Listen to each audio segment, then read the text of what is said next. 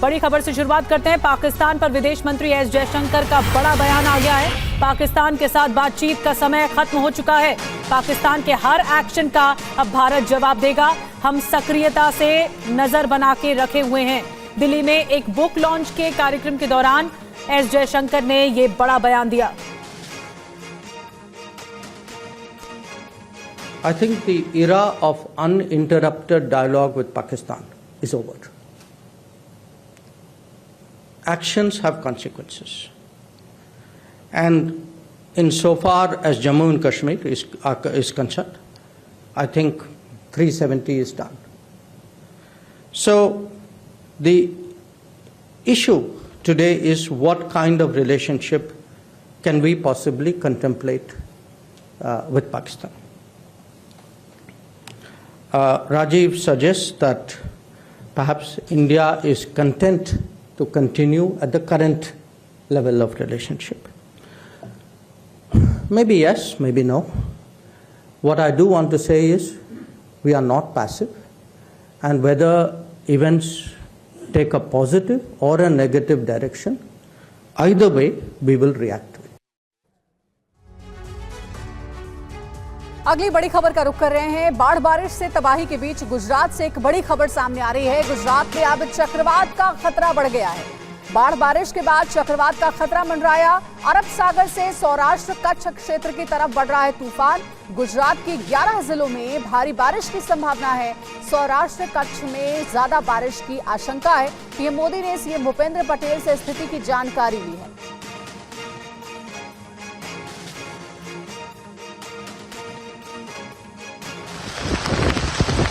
सड़कों पर कई फीट पानी, पानी के बीच डूबी कार, पानी के बीच जूझते आम लोग। ऐसी तस्वीरें गुजरात के कई जिलों से आ रही हैं। अब बाढ़ बारिश की ये तस्वीर कच्छ और भुज की है, जहां पिछले कई दिनों से लगातार तेज बारिश हो रही है। सड़कों पर कई फीट तक पानी नजर आ रहा है। कई इलाकों का आपसी संपर्क टूट चुका है। सड़कें धंस चुकी हैं। लोगों के घरों में पानी का बसेरा है। लोगों ने अपने घरों की छत पर शरण ले रखी है। कुछ लोग पानी की वजह से सुरक्षित स्थान की तलाश में अपना घर बार छोड़ने पर मजबूर नजर आ रहे हैं। प्रशासन की तरफ से लोगों तक मदद पहुंचाने की कोशिश की जा रही है। दरअसल गुजरात में लगातार आफत की बारिश हो रही है। गुजरात के अलग अलग हिस्सों में हो रही बारिश से जुड़ी घटनाओं में कई लोगों की जान भी चली गई। निचले इलाकों में बाढ़ जैसे हालात हैं। जनजीवन अस्त व्यस्त है। अधिकारियों का कहना है कि बांधों और नदियों में जलस्तर बढ़ने के कारण 6000 से ज्यादा लोगों को सुरक्षित स्थानों पर पहुंचाया गया। लोगों तक खाने पीने का सामान पहुंचाने की लगातार कोशिश की जा रही है। गुजरात के द्वारका में अभी भी बाढ़ से हालात काफी ज्यादा गंभीर हैं। द्वारका के अलग अलग इलाकों में कोस्ट गार्ड की टीम लगातार रेस्क्यू ऑपरेशन को अंजाम दे रही है। एक तरफ पानी का सैलाब, तेज बहाव के बीच बोट पर फंसे आम लोग, ऊपर कोस्टल गार्ड का हेलीकॉप्टर, और फिर कुछ इस तरह से किया गया रेस्क्यू ऑपरेशन। अब देखिए ये दूसरी तस्वीर। यहाँ घर के छतों पर कुछ लोगों के फंसे होने की सूचना कोस्टल गार्ड को दी गई, जिसके बाद यहाँ से भी लोगों को सुरक्षित निकाला गया। अब देखिए ये तस्वीर भी गुजरात के द्वारका की है। यहाँ भारतीय सेना की तरफ से कुछ इस तरह रेस्क्यू ऑपरेशन चलाया गया। कई लोगों को एक एक करके पानी से बाहर निकाला गया। कल गुजरात के मुख्यमंत्री भूपेंद्र पटेल ने बाढ़ प्रभावित इलाकों का दौरा किया था। इस दौरान उन्होंने देवभूमि द्वारका में भी हुई तबाही पर समीक्षा बैठक की। साथ ही राहत बचाव के लिए उन्होंने अधिकारियों को दिशा निर्देश भी दिए। इस दौरान मुख्यमंत्री भूपेंद्र पटेल को देवभूमि द्वारका जिले में भारी बारिश के कारण हुए नुकसान की भी जानकारी दी गई।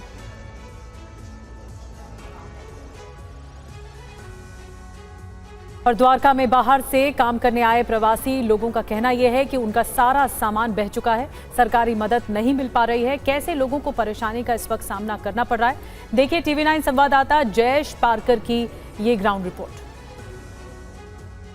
देवभूमि द्वारका के खंभालिया तहसील में सेना के जवान पहुंचे तो इन लोगों को बचाया जा सका। 80 जवान यहां पर लगातार पिछले 3 दिनों से इन लोगों को बचा रहे हैं। शेल्टर होम में इन लोगों को आसरा दिया गया है।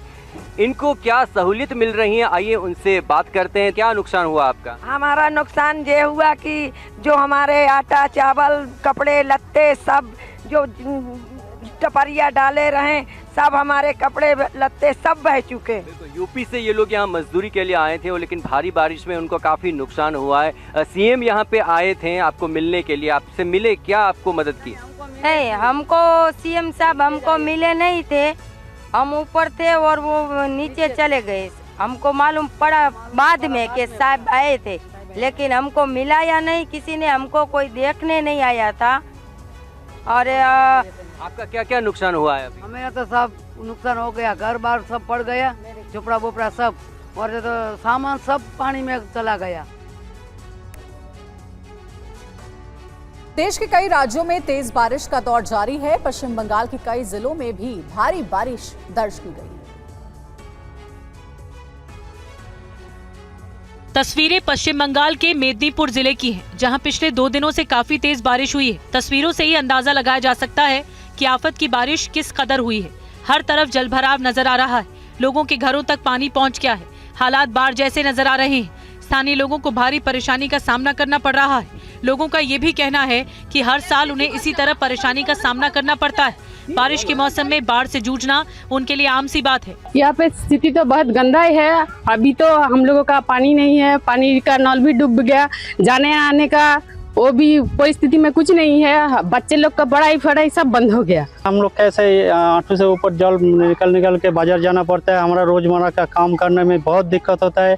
भारी बारिश के बीच मेदिनीपुर जिले में कई इलाकों का आपसी संपर्क टूट चुका है। फसलों को भी भारी नुकसान पहुंचा है। मौसम विभाग की तरफ से कहा गया है कि अगले 2 दिन पश्चिम बंगाल में कई जिलों में बारिश के साथ साथ तेज हवाएं चल सकती हैं। उत्तराखंड के जोशीमठ में भारी बारिश के बाद पहाड़ से मलबा गिरने की तस्वीरें सामने आई है, जिससे घरों को काफी नुकसान पहुंचा।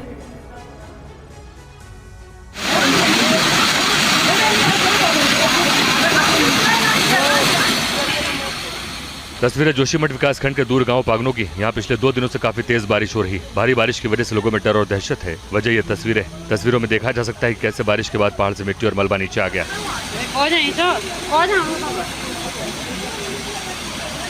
मलबा आने से कई घरों को नुकसान भी पहुंचा। दरअसल कल अचानक हुई भारी बारिश के बाद गांव से लगभग 2 किलोमीटर ऊपर कमेडा पानी नाम के पहाड़ से मलबा नीचे आया। बरसाती पानी के साथ मलबा गांव के घरों में प्रवेश कर गया।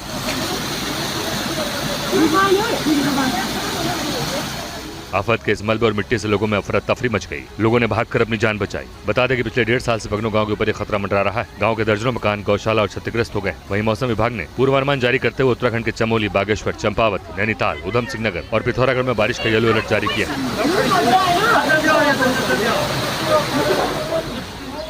साथ ही मौसम विभाग ने कहीं कहीं आकाशीय बिजली चमकने के साथ भारी बारिश की संभावना जताई। वहीं जम्मू कश्मीर के मैदानी इलाकों में जहां बारिश हो रही है, वहीं ऊंचे इलाकों से बर्फबारी की तस्वीरें सामने आई हैं।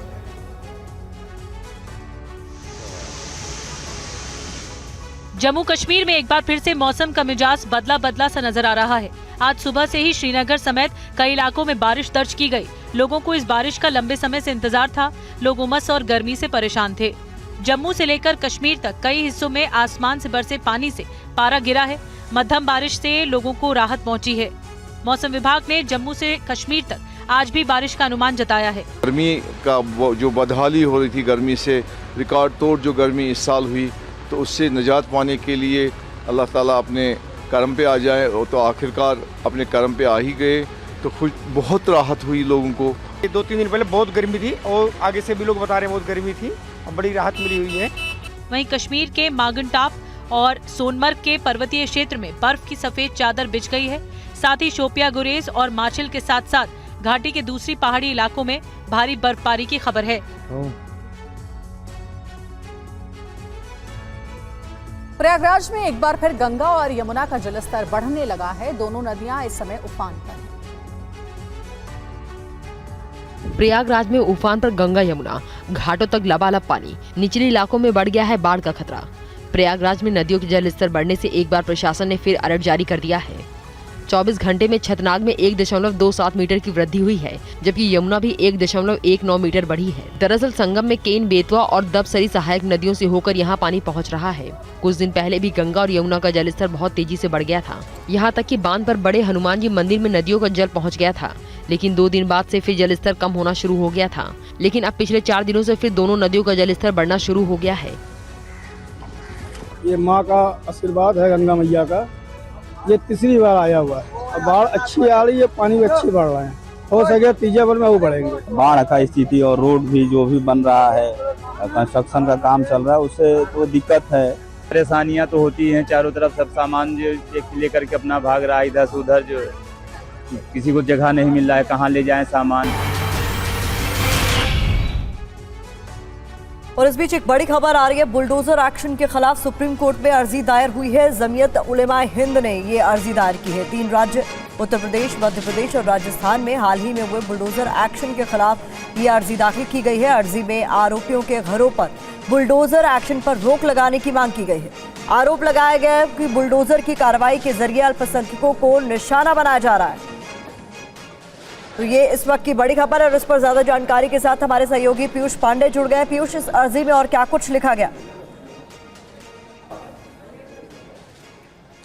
जी बिल्कुल प्रतिमा, देखिए इसमें सीधे तौर पर आरोप लगाया गया है जमीयत उलेमा हिंद की तरफ से मध्य प्रदेश, राजस्थान और उत्तर प्रदेश की सरकारों पर कि अल्पसंख्यक समुदाय को जानबूझ करके इस मामले में निशाना बनाया जा रहा है। और पहले भी ये मामला चूंकि सुप्रीम कोर्ट पहुंच चुका है और इस मामले पर सुप्रीम कोर्ट ने राज्यों को निर्देश भी जारी किए थे। इसके बाद दोबारा जमीयत उलेमा हिंद यहाँ पर पहुँचा है और उसने सीधे तौर पर ये आरोप लगाते हुए सुप्रीम कोर्ट से सुनवाई की मांग की और ये भी कहा कि इस मामले पर तत्काल सुप्रीम कोर्ट सुनवाई करके जो राज्य सरकारों का एक्शन है उस पर रोक लगाए। और इसके बाद सुप्रीम कोर्ट ने 2 सितंबर की तारीख तय कर दी है।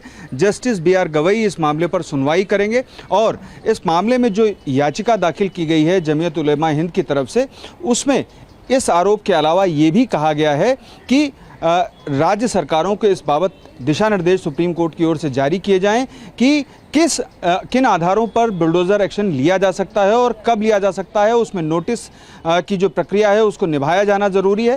तो कुल मिलाकर के जो प्रक्रिया निभाने का मसला है उसको लेकर के भी याचिका में अर्जी की गई है और सुप्रीम कोर्ट से मांग की गई है। अब देखना ये है कि 2 सितंबर को जब सुप्रीम कोर्ट इस मामले पर सुनवाई करेगा तब उसका रुख क्या रहता है, क्योंकि पहले भी ये मामला सुप्रीम कोर्ट पहुंच चुका है और अब जबकि दोबारा मामला पहुंचा है मध्य प्रदेश, राजस्थान और उत्तर प्रदेश के खिलाफ, तब सीधे तौर पर आरोप भी लगाया गया है कि अल्पसंख्यक समुदाय को निशाना बनाया जा रहा है। बहुत शुक्रिया इस तमाम जानकारी के लिए। पीयूष पांडे बता रहे हैं कि इस पूरे मामले पर 2 सितंबर को सुप्रीम कोर्ट में सुनवाई होगी, जिसमें अर्जी दाखिल कर साफ तौर पर मांग की गई है कि बुलडोजर एक्शन पर रोक लगाई जाए। आगे बढ़ते हैं। यूपी के बहराइच में भेड़ियों की तलाश जारी है और ड्रोन से मदद दी जा रही है। भेड़ियों की तलाश की जा रही है। कल वन विभाग की टीम ने एक और भेड़िए को पकड़ लिया। अब तक 4 आदमखोर भेड़ियों को पकड़ा जा चुका है। बाकी भेड़ियों की तलाश में वन विभाग की टीम जुटी हुई है। भेड़ियों ने अब तक 9 लोगों की जान ले ली है।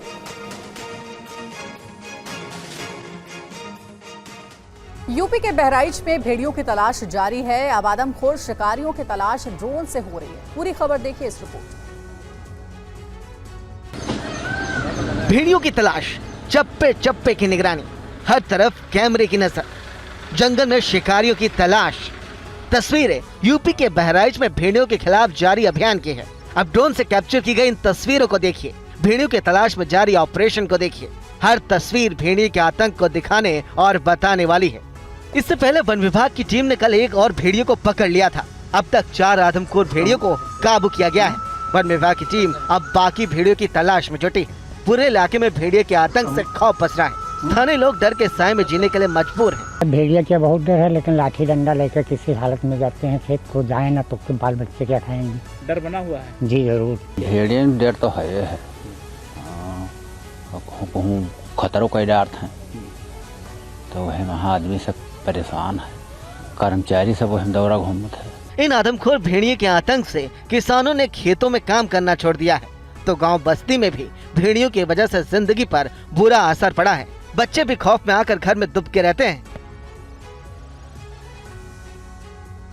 जानकारी के मुताबिक अब वन विभाग की टीम को वो जगह मिल गई है जहां भेड़िए छिपे हुए हैं। बहराइच से हमारे संवाददाता पुनीत शर्मा की ग्राउंड रिपोर्ट देखिए।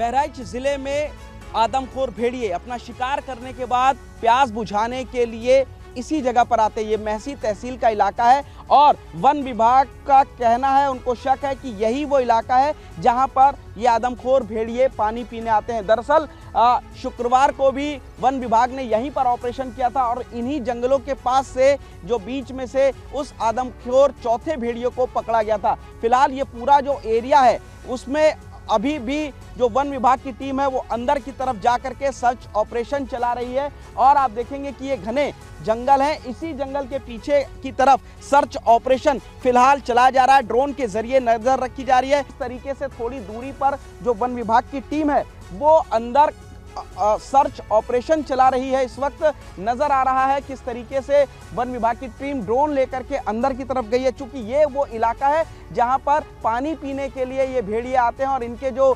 पदचिन्ह हैं जो उनको भी यहां पर देखा गया है।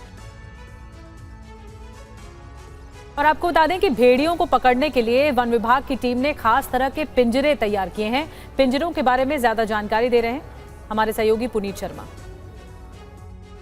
ये पिंजरा 303 कहलाता है और इसका इस्तेमाल तेंदुओं को पकड़ने के लिए किया जाता है, लेकिन ये भेड़िया भी आदमखोर हो चुका और इसीलिए अब इस पिंजरे का इस्तेमाल आदमखोर भेड़िए को पकड़ने के लिए किया जाता है। 303 इसको इसलिए कहते हैं क्योंकि इसमें 3 ये एंगल बने होते हैं, आप देखेंगे, और इन तीनों एंगल में तार लगी होती है। तार लगने के बाद ये जो हिस्सा है इसका, इस पिंजरे में यहाँ पर लकड़ी में चारा यानी कि मांस लटका करके इसमें रख दिया जाता है और उसके बाद जो गेट होता है वो इस तरफ ये गेट होता है, ये गेट खुला होता है जिसको फिलहाल इन्होंने बंद किया हुआ है। ये जो आप देखेंगे तार, इससे ये कनेक्ट होता है और जैसे ही तेंदुआ इस रास्ते चारा खाने के लिए अंदर घुसता है और जैसे ही इस अंदर थोड़ा सा ये आता है और उसके बाद चारे को हाथ लगाने की कोशिश करता है तो यहाँ से ये जो प्लेटफॉर्म आप देख रहे हैं ये पूरा खिंच जाता है और ये जो तार होता है ये इससे दरअसल बंधा होता है। जैसे ही ये तार प्लेटफॉर्म पे ये भेड़िया रखता है तो उसके बाद यहाँ से ये कनेक्ट होने के बाद ये गेट नीचे गिर जाता है और भेड़िया इसी के अंदर फंसा रह जाता है। हिमाचल प्रदेश के धर्मशाला में भी रिहायशी इलाके में तेंदुआ घुस आया है। यहाँ एक घर के आंगन में तेंदुआ दिखाई दिया है जिससे लोग दहशत में हैं। ये तस्वीरें बीती रात की हैं, जब धर्मशाला के सहार गांव में एक घर में तेंदुआ घुस गया। परिवार के सदस्यों को पहले लगा कि कोई कुत्ता है, लेकिन जब सीसीटीवी फुटेज को देखा गया तो एक तेंदुआ आंगन में दौड़ता नजर आया। तेंदुआ का ये वीडियो सोशल मीडिया पर खूब वायरल हो रहा है। एक घर में लगे सीसीटीवी कैमरे में 2 तेंदुए सड़क पर चलते हुए साफ देखे जा सकते हैं। देखिए, सड़क पर गाड़ियां खड़ी हैं, एक बाइक सवार वहां से गुजर रहा है। इसके बाद एक तेंदुआ सड़क पर चहलकदमी करता दिखाई दे रहा है। उसी के चंद सेकंड बाद दूसरा तेंदुआ भी पीछे पीछे आता दिखाई दे रहा है। इस दौरान देखिए, एक तेंदुआ घर के गेट पर भिड़ गया और गेट से वापस लौट गया। गनीमत रही कि सभी लोग घर के अंदर थे और कोई अनहोनी नहीं हुई। तेंदुए को देखकर ऐसा लग रहा था कि मानो वह शिकार झपटने के लिए तैयार है, लेकिन किसी के आहट के चलते वह दबे पांव वापस लौट गया। घर के लोगों ने जब इसे सीसीटीवी में देखा तो उनकी आह निकल गई। ये आई गया बिल्कुल प्योर गुस्सा दौड़ता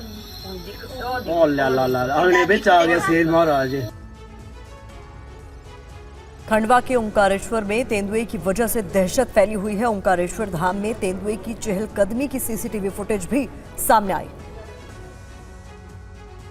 रिहायशी बस्ती में जंगल का शिकारी, सड़क पर टहलता खूंखार जानवर, तेंदुए की खतरनाक चहलकदमी। तस्वीरें तीर्थ नगरी ओंकारेश्वर की हैं। इस इलाके में तेंदुए की मौजूदगी तीर्थ यात्रियों के लिए खतरे की वजह बन गई है। ओमकार पर्वत पर पर्यटन विभाग ने गेस्ट हाउस के पास लगे सीसीटीवी में तेंदुए की चहलकदमी दिखाई देने के बाद स्थानीय लोग दहशत में हैं, तो पर्यटकों में भी खौफ बैठा है। जिस स्थान पर तेंदुआ देखा गया है उसी साइड से पर्यटक आकर ओमकारेश्वर के दर्शन करते रहते हैं। इससे पहले नागरिकों ने तीर्थ नगरी के नए बस स्टैंड पर भी तेंदुए को देखा था। तीर्थ क्षेत्र में तेंदुए देखने के बाद वन विभाग को इस संबंध में सूचित किया गया था। तीर्थ क्षेत्र में बार बार तेंदुए के आने से जहां नागरिकों में भय का माहौल है, वहीं वन विभाग के सामने ये चेतावनी है कि इस जंगली जानवर को पकड़कर वापस वन क्षेत्र में छोड़ा जाए। अब वन विभाग की टीमें इन तेंदुए की तलाश में लगातार अभियान चला रही है, तो तेंदुए की सभी तस्वीरों की जाँच की जा रही है ताकि तेंदुए के छिपने की लोकेशन का पता लगाया जा सके। वन विभाग की टीम ने तेंदुए को पकड़ने के लिए खास प्लान भी तैयार किया है।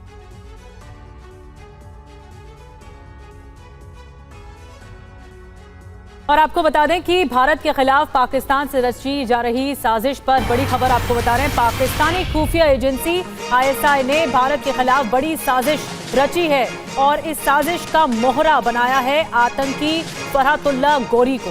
फरहतुल्लाह गोरी को भारत में ISIS का मॉड्यूल खड़ा करने की जिम्मेदारी दी गई है। सोशल मीडिया के जरिए फरहतुल्लाह गोरी भारत के नौजवानों को बरगलाने की कोशिश में जुटा है। उनको गलत जानकारी देकर आतंक की राह पर धकेलने की रणनीति बनाई गई। आतंकी टूल किट के जरिए नौजवानों को हथियार उठाने के लिए उकसाने की साजिश रची गई। भारतीय खुफिया एजेंसियों को इसकी भनक लग चुकी है और एक डिटेल रिपोर्ट तैयार की गई है। तो ये बहुत बड़ा खुलासा है इस आतंकी के बारे में। और आपको बता दें कैसे आतंकी फरहतुल्लाह गोरी को कैसे मिला है भारत में ISIS मॉड्यूल खड़ा करने का जिम्मा और कैसे वो युवाओं का ब्रेन वॉश करने की रणनीति पर काम कर रहा है। भारत के खिलाफ ISIS की सबसे बड़ी साजिश का खुलासा हुआ है। आपको बता दें कि आतंकी फरहतुल्लाह गोरी को ISI ने जिम्मा सौंपा। भारत में शुरू किया गया अल हिंद का रिक्रूटमेंट सेल, ये स्लीपर सेल के तौर पर काम कर रहा था। IT सेल के जरिए भारत में आतंकियों की भर्ती कराई जा रही थी। हिंदुस्तान में फिर से ISIS का मॉड्यूल तैयार करने का मंसूबा था, मंशा थी। भारतीय खुफिया एजेंसियों ने ISIS के ऑपरेशन अल हिंद को लेकर ये रिपोर्ट तैयार की है कि इस पर क्या कुछ हो रहा था। रिपोर्ट में मोस्ट वांटेड आतंकी फरहतुल्लाह गोरी के मंसूबों का कच्चा चिट्ठा मौजूद है। और इसी के बारे में, इस खुलासे के बारे में और ज्यादा जानकारी जितेंद्र शर्मा दे रहे हैं। जितेंद्र, क्या कुछ इसमें अहम जानकारियां दी गई हैं इस रिपोर्ट में? जी बिल्कुल, देखिए बाकायदा ये जो ऑपरेशन था ISIS का, इसका नाम दिया गया अल हिंद और इस अल हिंद ऑपरेशन के जरिए दरअसल जो नौजवान थे उनको बरगलाने की साजिश तैयार की गई। उनको किस किस तरीके से बरगलाया जाएगा, उनका कैसे ब्रेन वॉश किया जाएगा, इसकी एक टूल किट तैयार की गई। ये पूरी टूल किट खुफिया एजेंसियों के हाथ लग चुकी है, जिसके बारे में जानकारी TV9 भारतवर्ष के पास भी मौजूद है और इसमें साफ तौर पर लिखा हुआ है कि आखिरकार कई ऐसे पैटर्न है या फिर कई ऐसे पड़ाव हैं जिनसे होकर नौजवानों को गुजरना पड़ता है। यानी कि इस टूल किट में अलग अलग स्टेप्स बताए गए हैं। सबसे पहले टेलीग्राम और व्हाट्सएप के जो ग्रुप्स बनाए गए हैं ISIS के द्वारा, उनसे इन नौजवानों को जोड़ा जाता है। उन तमाम व्हाट्सएप और टेलीग्राम की जो डिटेल्स हैं वो TV9 भारतवर्ष के पास मौजूद है और इन व्हाट्सएप ग्रुप के जरिए जो भड़काऊ साहित्य है या फिर के जो भड़काऊ वीडियो होते हैं वो उनको दिखाए जाते हैं। दूसरा जो पड़ाव आता है या फिर दूसरा जो स्टेप आता है उसमें उनका ब्रेन वॉश करने के बाद उन्हें बताया जाता है कि आखिरकार उनका टास्क क्या होगा, उन्हें किस तरीके की जिम्मेदारियां निभानी चाहिए। फिर उसके बाद उन्हें हथियार चलाने, इसके अलावा बम बनाने जैसी ट्रेनिंग दी जाती है और ये ट्रेनिंग भी बाकायदा टेलीग्राम के कुछ लिंक होते हैं और व्हाट्सएप के कुछ लिंक होते हैं जिनके जरिए उन्हें सिखाया जाता है। और उसके बाद फिर उन्हें अलग अलग टास्क ISI का जो इस वक्त सरपरस्ती में वहां पर मौजूद है फरहतुल्लाह गोरी, उसके द्वारा दिया जाता है और इसके लिए भी बाकायदा एक अलग से ग्रुप बनाया जाता है और इस ग्रुप के अंदर महज 80 से 100 के करीब मेंबर होते हैं। और खास बात यह है कि इनमें इस वक्त जो मेंबर है वो पाकिस्तान और बांग्लादेश के अलावा हिंदुस्तान के भी कुछ नौजवान हैं जिनके बारे में जानकारियां फिलहाल खुफिया एजेंसी जुटा रही है और जाहिर सी बात है इस टूल किट पर जल्द ही कुछ एक्शन भी हो सकता है। जी, बड़ी जानकारी दे रहे हैं जितेंद्र शर्मा और बता रहे हैं कि भारत के खिलाफ क्या साजिश रची जा रही थी और ये जो आतंक की क्रोनोलॉजी है उसके बारे में जानकारी देते। बहुत बहुत धन्यवाद आपका जितेंद्र जानकारी देने के लिए।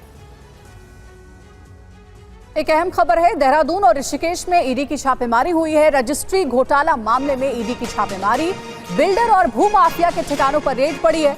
दिल्ली, यूपी, असम, पंजाब में भी रेड की खबर है।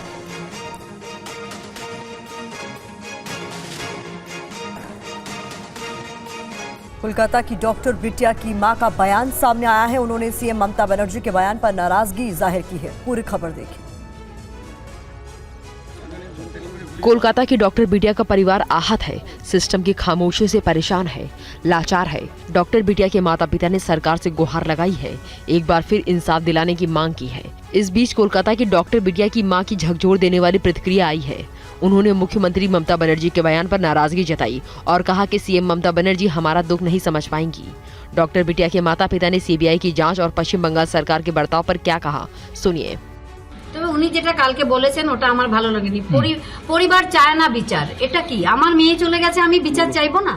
দুনিয়ার কোটি কোটি লোক বিচার চাইছে আর পরিবার বিচার চায় না। কোটি কোটি বিশ্ব আমার মেয়ের পাশে দাঁড়িয়েছে, তারা এত আন্দোলন করছে এবং আমরা তাদের আন্দোলনকে সমর্থন করছি এবং আমি চাইছি যে আমার মেয়ের যতদিন বিচার না পায় ততদিন যেন তারা সেই আন্দোলন চালিয়ে যায়। সেখানে উনি বলছেন পরিবার বিচার চায় না এবং সে এটাও বলেছেন যে আন্দোলনকে জল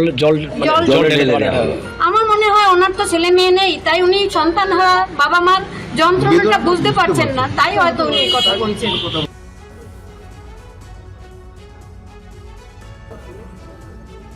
और आगे बढ़ते, कोलकाता की डॉक्टर बिटिया के पिता ने कहा है कि सीबीआई पर भरोसा रखना पड़ेगा। देश दुनिया के करोड़ों लोग चाहते हैं कि इस मामले में इंसाफ मिले। डॉक्टर बिटिया का परिवार आंदोलन करने वालों के साथ खड़ा है। সিবিআই তো তদন্ত শুরু করেছে, কিন্তু আজকে এতগুলো দিন হয়ে গেল, প্রায় 2 সপ্তাহ হতে চলেছে। এটা তো আমরা একটু হতাশ হয়ে পড়ছি, আবার মনে জোরও রাখতে হচ্ছে, আশাও রাখতে হচ্ছে। আমরা তো ভালো এজেন্সি চেয়েছিলাম হাইকোর্টের কাছে, হাইকোর্ট সিবিআইকে ভালো এজেন্সি মনে করেই বিচার ব্যবস্থাটা ওদের কাছে দিয়েছে। কালকে আমাদের মুখ্যমন্ত্রী প্রশাসনিক প্রধান উনি বলেছেন আমরা কেসটাকে জলে ফেলে দিয়েছি। উনি যদি ভেবে থাকেন তাহলে তাই হয়েছে, কিন্তু আমরা সবসময় চেষ্টা করছি কিছু একটা বিচার পাই এবং কোটি কোটি লোক দেশের বিদেশের তারাও চেষ্টা করছে যে যাদের ন্যায় বিচার হয়। আমরা যারা যারা এই আন্দোলন করছে সবসময় তাদের পাশে আছি, যে কোনো রকম সহযোগিতা তাদের যদি আমাদের পক্ষের থেকে সম্ভব হয়। সিবিআই ভূমিকাকে কিভাবে দেখছেন? সিবিআই একই কথা বলে যাচ্ছে, আমাদের যা ক্ষমতা আছে আমরা সর্বশক্তি দিয়ে চেষ্টা করছি। সন্দীপ ঘোষের সত্যিই কোনো দোষ আছে কি মনে? আমাদের তো ডিপার্টমেন্টের উপর পুরো সন্দেহ প্রথম থেকেই, কারণ পরবর্তীকালে যে সমস্ত ভিডিও ক্লিপ দেখেছি তাহলে তো এখন পুরোপুরি ডিপার্টমেন্টের উপরেই আমরা দায়ী করি। अगली खबर का रुख करेंगे। सीएम योगी आदित्यनाथ के लाल टोपी काले कारनामे वाले बयान पर अखिलेश यादव ने पलटवार किया है। उन्होंने बिना नाम सीएम का लिए हुए कहा है कि अच्छा बुरा कोई रंग नहीं बल्कि नजरिया होता है। अखिलेश यादव ने सोशल मीडिया पर जनता की संसद का प्रश्नकाल के नाम से सीएम योगी पर हमला किया। अखिलेश यादव ने पूछा, लाल और काले रंग को देखकर भड़कने के क्या क्या कारण हो सकते हैं? दो बिंदुओं में अंकित करें। उत्तर, रंगों का मन मानस और मनोविज्ञान से गहरा नाता होता है। यदि कोई रंग किसी को विशेष रूप से प्रिय लगता है तो इसके विशेष मनोवैज्ञानिक कारण होते हैं, और यदि किसी रंग को देखकर कोई भड़कता है तो इसके भी कुछ नकारात्मक मनोवैज्ञानिक कारण होते हैं। इसी तरह अखिलेश यादव ने लाल और काले रंग से जुड़े कई तथ्य बताए और आखिर में लिखा, अच्छा बुरा कोई रंग नहीं, नजरिया होता है। अब आइए आपको सुनाते हैं सीएम योगी का वो बयान जो कल उन्होंने कानपुर में लाल टोपी को लेकर दिया था। इतिहास के पन्नों को लड़ते हुए आप जाएंगे तो बहनों और भाइयों, काले कारनामों से इनका पूरा इतिहास भरा पड़ा है। लाल टोपी है लेकिन काले कारनामों के लिए लोग जाने जाते हैं, और इसीलिए मैं आपको एहसास कराने के लिए आया हूं, इस सीसा मऊ को सीसा मऊ ही बने रहने दीजिए। इधर हरियाणा में ईडी के एक्शन पर हंगामा। भूपेंद्र हुड्डा ने बदले की कार्रवाई से बताया है ये पुराना मामला है, मेरा इससे कोई लेना देना नहीं, भूपेंद्र हुड्डा की ओर से कहा गया है। और इस बीच अनिल विज का भूपेंद्र हुड्डा पर आरोप, कोर्ट की कार्रवाई नियमित रूप से चल रही है, ये अनिल विज की ओर से कहा गया।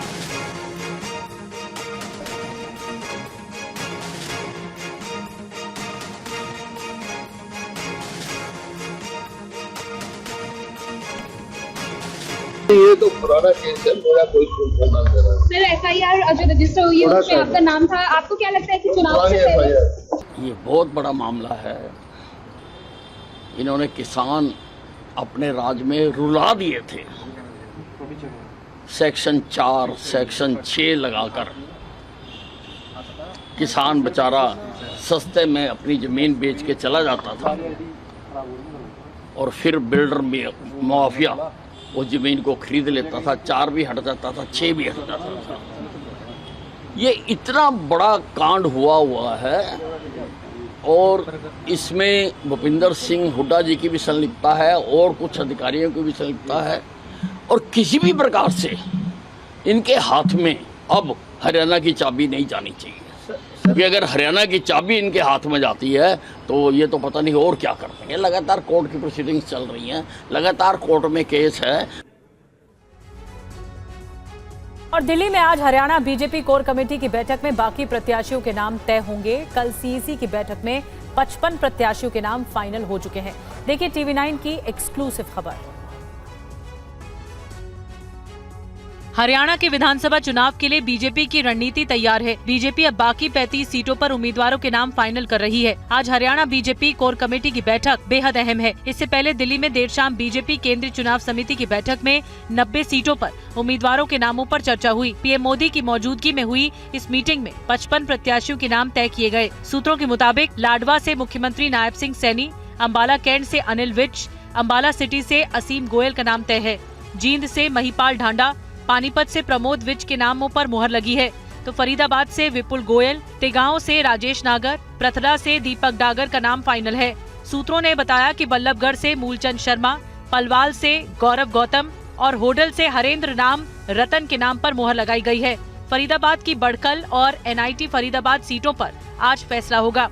इसके अलावा सोहना से तेजपाल तंवर, अटेली से आरती राव, रेवाड़ी से मंजू यादव, बावल से संजय मेहरा, नांगल चौधरी से अभय सिंह यादव का नाम तय हुआ है। हरियाणा कांग्रेस में गुटबाजी को देखते हुए सीएम फेस का सवाल बेहद अहम है। इस बीच कांग्रेस आलाकमान ने साफ कह दिया है कि नतीजों के बाद ही मुख्यमंत्री का नाम तय होगा। देखिए TV9 की एक्सक्लूसिव खबर। हरियाणा में हुड्डा विरोधी खेमा अब आलाकमान को अपनी बात समझाने में सफल रहा है। आलाकमान को बताया गया है कि चुनाव के बाद मुख्यमंत्री हुड्डा ही होंगे, ये संकेत ठीक नहीं है। ऐसे में कांग्रेस के शीर्ष नेतृत्व ने अब तय किया है कि नतीजों के बाद विधायकों की राय से ही सीएम की कुर्सी पर फैसला होगा। सूत्रों के मुताबिक हुड्डा विरोधी खेमे ने आलाकमान को कहा है कि प्रदेश प्रभारी दीपक बाबरिया के बयान हुड्डा को सीएम उम्मीदवार होने के संकेत दे रहे हैं। इससे पार्टी बीजेपी के जाट वर्सेस अन्य के मुद्दे को भुनाने में कामयाब होगी। विरोधी गुट ने कहा है कि इससे 2024 में साथ आया दलित वोट भी छिटक सकता है। विरोधी गुट की शिकायत के बाद आलाकमान ने प्रभारी बावरिया को ताकीद किया कि विधानसभा चुनाव के बाद विधायकों की राय लेकर आलाकमान सीएम का फैसला करेगा। चुनाव में किसी को सीएम उम्मीदवार नहीं घोषित किया जाएगा। सीएम बनने के लिए विधायक होना जरूरी नहीं है। कोई भी व्यक्ति अपने आप को प्रस्तुत कर सकता है सीएम के तौर पे कि जिसके पास विधायक दल में से किसी न किसी का समर्थन रहता है और कांग्रेस हमारे कमान का आशीर्वाद रहता है। महाराष्ट्र के सिंधुदुर्ग में शिवाजी की प्रतिमा गिरने वाले मामले में बड़ा एक्शन हुआ है। पुलिस ने कॉन्ट्रैक्टर चेतन पाटिल को गिरफ्तार कर लिया। सिंधुदुर्ग में शिवाजी की प्रतिमा गिरने के मामले पर कार्रवाई तेज हो गई। अब पुलिस ने ठेकेदार चेतन पाटिल पर शिकंजा कस दिया है। आरोपी चेतन पाटिल को कोल्हापुर से गिरफ्तार किया गया है। चेतन को अब कोल्हापुर से सिंधुदुर्ग लाया जा रहा है। शिवाजी की मूर्ति ढहने के मामले पर सियासत भी जारी। आज डिप्टी सीएम अजित पवार ने सिंदूर के रायकोट किले का दौरा किया। उन्होंने शिवाजी की मूर्ति गिरने की जगह का जायजा लिया और अधिकारियों से मूर्ति गिरने की वजहों पर बात की।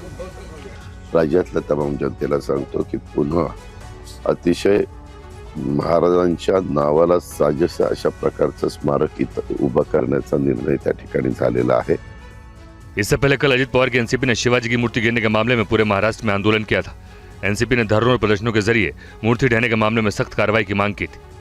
तो कल शिवाजी की मूर्ति ढहने के मामले में कोल्हापुर से आई फोरेंसिक टीम ने स्पॉट साइट की बारीकी से जांच की, मूर्ति के अवशेषों की भी पड़ताल की थी। इससे पहले स्थानीय फोरेंसिक टीम ने स्वाट का मुआयना किया था और फोरेंसिक सबूत जुटाए थे। प्रधानमंत्री मोदी आज महाराष्ट्र के दौरे पर हैं। प्रधानमंत्री मोदी कुछ देर बाद पालघर में वधावन बंदरगाह परियोजना की आधारशिला रखने वाले हैं, जिसकी लागत करीब 76,000 करोड़ रुपए आई है। विधानसभा चुनाव से पहले प्रधानमंत्री मोदी महाराष्ट्र को आज अरबों रुपए की विकास परियोजनाओं की सौगात देने वाले हैं। प्रधानमंत्री मोदी ने सोशल मीडिया प्लेटफॉर्म एक्स पर लिखा, वधावन बंदरगाह परियोजना के शिलान्यास कार्यक्रम के लिए पालघर में रहूंगा। ये एक बहुत ही महत्वपूर्ण परियोजना है जो बंदरगाह आधारित विकास और महाराष्ट्र की प्रगति के प्रति हमारी प्रतिबद्धता को दर्शाती है। पीएम मोदी कुछ देर बाद पालघर के सिडको ग्राउंड में कई विकास परियोजनाओं का उद्घाटन और शिलान्यास करेंगे। पीएम मोदी वधावन बंदरगाह की आधारशिला रखेंगे, जिस पर करीब 76,000 करोड़ रुपए खर्च होंगे। दहानू शहर के पास स्थित वधावन बंदरगाह भारत में गहरे पानी में बने सबसे बड़े बंदरगाहों में से एक होगा और अंतर्राष्ट्रीय समुद्री परिवहन के लिए सीधा संपर्क प्रदान करेगा।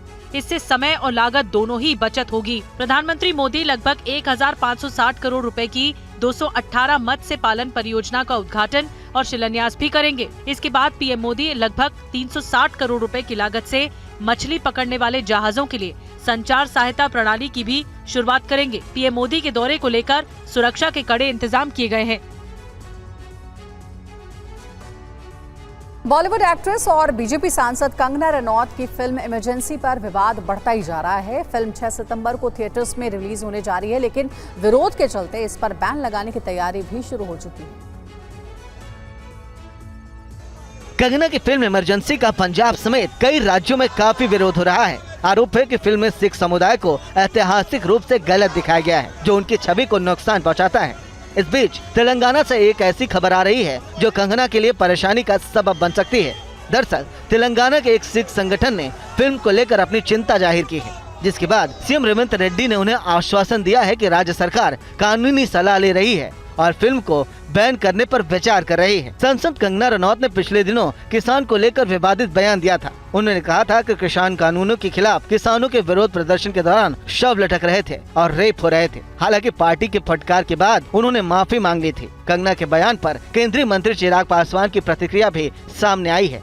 मैं बिल्कुल भी सहमत नहीं हूँ और इस बात को लेकर उनकी पार्टी भी अपनी चिंता जाहिर कर चुकी है। पर ठीक है, जैसा मैंने कहा कि ये व्यक्ति के अपने विचार हैं, पर अगर कोई दूसरा उन विचारों से असहमति दर्ज कराने के लिए उससे ज्यादा निंदनीय भाषा का इस्तेमाल करे, ये भी। बीजेपी का हिमाचल सरकार पर हमला। कांग्रेस राज में हिमाचल की अर्थव्यवस्था तबाह हुई, ये कहना बीजेपी का। हिमाचल सरकार अपनी नाकामी दूसरों पर थोप रही है, बीजेपी की तरफ से ये बड़ा आरोप। हिमाचल प्रदेश में वहां के मुख्यमंत्री ने हिमाचल प्रदेश के आर्थिक दिवालियेपन का इजहार किया है। श्रीमान राहुल गांधी कहा करते थे कि लोगों के खाते में खटाखट पैसे आएंगे। खटाखट पैसे तो नहीं आए, फटाफट जो है दिवाला जरूर पिट गया। इतना निश्चित है, जिस तरह से हिमाचल प्रदेश में कल सबके सामने आया है कि 9 जो हमारे देश के पहाड़ी राज्य हैं, उन 9 पहाड़ी राज्यों में सबसे अधिक आर्थिक बदहाली की स्थिति में हिमाचल प्रदेश है और कर्ज में इस समय दूसरे पर कैपिटा डेट में, प्रति व्यक्ति कर्ज में हिमाचल प्रदेश इस समय देश का दूसरा सबसे अधिक प्रति व्यक्ति कर्ज वाला राज्य बन चुका है। और बंगाल से बड़ी खबर आ रही है। मुख्यमंत्री ममता बनर्जी ने प्रधानमंत्री नरेंद्र मोदी को चिट्ठी लिखकर रेप के खिलाफ कड़े कानून बनाने की मांग की है। ममता ने सोशल मीडिया पर लिखा कि उनकी लिखी पहली चिट्ठी का प्रधानमंत्री ने जवाब नहीं दिया। प्रधानमंत्री की जगह पर महिला और बाल विकास विभाग ने जवाब दिया था, जिसमें गंभीरता नहीं दिखी थी। पहली चिट्ठी का प्रधानमंत्री मोदी ने जवाब नहीं दिया, अब उन्होंने फिर चिट्ठी लिखी है और इस चिट्ठी में क्या कुछ मांग की गई है, कुमार कुंदन ये बताने के लिए हमारे साथ मौजूद हैं। कुमार, क्या कुछ कहा गया है ममता बनर्जी की ओर से इस चिट्ठी में? देखिए, इस पत्र में ममता बनर्जी ने साफ किया है कि राज्य सरकार महिलाओं की सुरक्षा को लेकर तमाम तरह के उपाय किए हैं।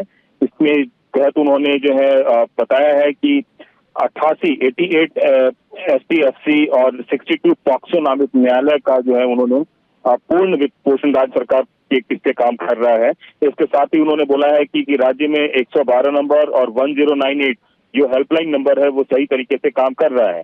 लेकिन इसके साथ ही ममता बनर्जी ने इस बात को लेकर प्रधानमंत्री को पत्र लिखा और ये बताया है कि इतना कुछ होने के बावजूद भी देश में एक कठोर कानून बनाने की जरूरत है और उसकी उन्होंने वकालत की है। तो एक तरफ अपने राज्य सरकार में चल रही महिलाओं के लिए जो भी उनकी सुरक्षा को लेकर उपाय किए जा रहे हैं या जो भी योजनाएं चल रही हैं उसका उन्होंने ब्यौरा दिया है, लेकिन साथ साथ केंद्र सरकार को इस बात के लिए भी आगाह किया है कि आप एक कठोर कानून बनाइए ताकि इस तरह की घटनाओं पे लगाम लगाया जा सके। जी, बहुत बहुत धन्यवाद कुमार कुंदन जानकारी देने के लिए। तो रेप के खिलाफ कठोर कानून बनने की जरूरत है और ऐसे में बड़े कदम उठाने की जरूरत है, ये चिट्ठी में कहा है ममता बनर्जी ने।